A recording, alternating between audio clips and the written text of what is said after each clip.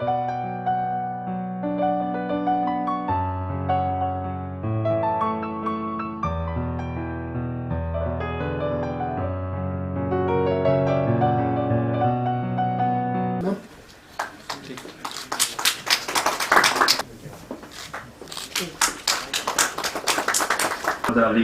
Rabbani, who is a cultural counselor of Islamic Republic of Iran.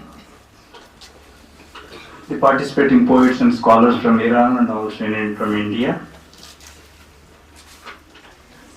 Distinguished writers and scholars who are assembled here, and honorable friends of Sahitya Academy. I am glad to welcome all of you for this Indo-Iranian Writers Meet.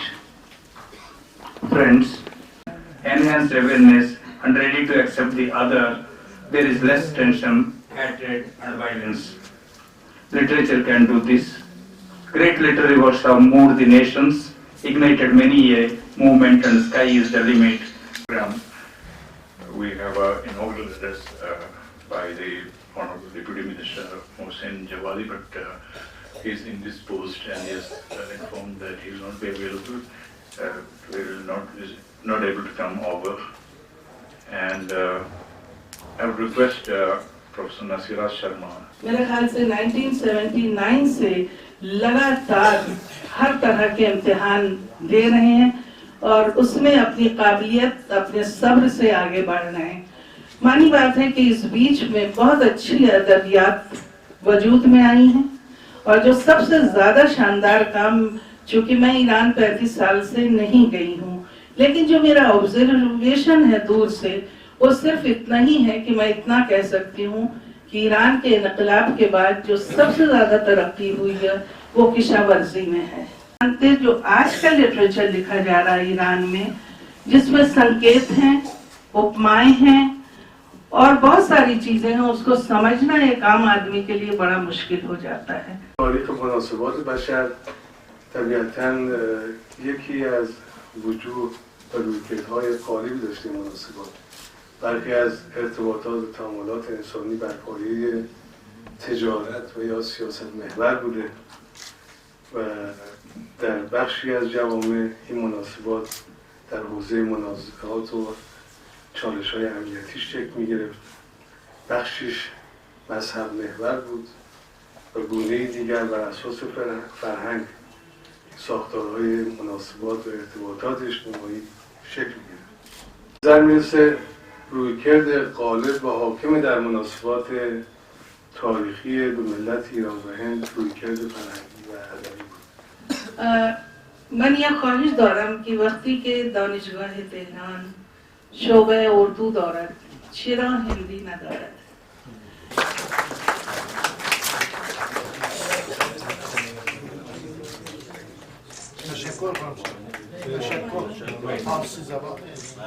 Book in more than 10 languages under her guidance. دوستان اگر اجازت है एक चंद कलाम उर्दू ज़बान पेश करूँ। अजीज दोस्तों और साथियों, मेरे लिए मकाम मसरत है कि मैं उर्दू के ताल्लुक़ से हिंदुस्तान के इस अजीम इदारे में आपके दरमियान हो। जैसा कि आप वाकिफ़ है, उर्दू और फ़ारसी में मुश्तरकात के बहुतात है। यही नहीं बल्कि दोनों अहले ज़ुबान यानी हिंद और ईरान में बहुत सी तहजीबी और सकाफ़ती शबाहती है। हमारा आदाब व रसूम मिलते जुलते हैं।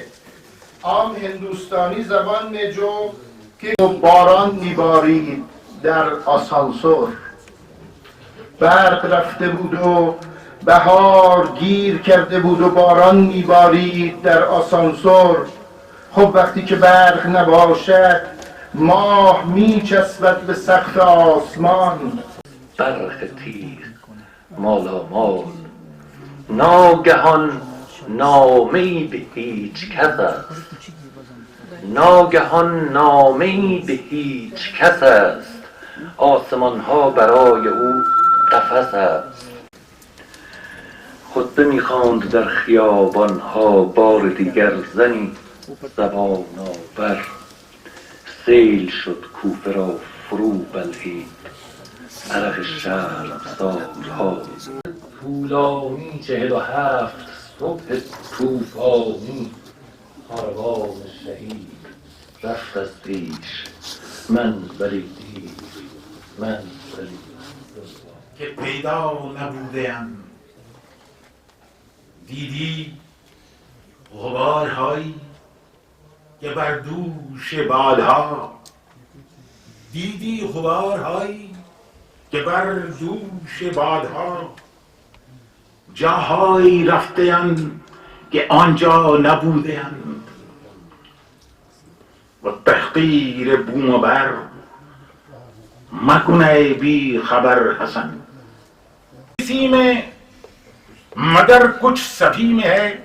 मैंने ये एक काफिया 1000 का इस्तेमाल किया है, तो अंदलीब के मानी में, बुलबुल के मानी में. सब कुछ नहीं किसी में मगर कुछ सभी में है, खुशबू गुलाब में है, तरन्नुम 1000 में.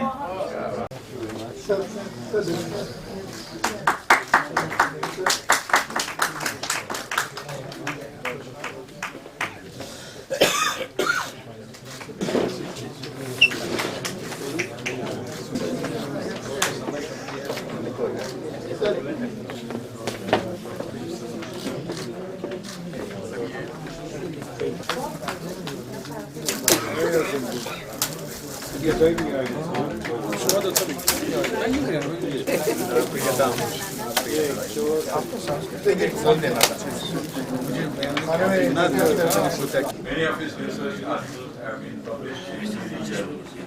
He's a member of عزیز ما یک واقعه بزرگی در جریان هست. یکی از عزیزترین عزیزانمون رو دارن در شهر کرمان به خاک می سپارن. سردار سرفراز ایران حاج قاسم سلیمانی. من میخوام به احترام ایشون خواهش بکنم که همه عزیزان 1 دقیقه سکوت بکنیم و مسلمان ها فاتحه رو قرائت بکنیم. فاتحه و سلامات.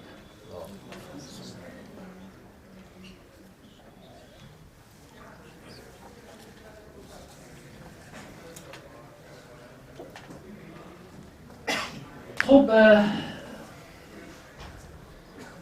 جالبه که خدمتتون عرض بکنم که یکی از همشهریان اون سردار سرفراز الان در جمع ما حضور دارن، جناب آقای دکتر حیدری.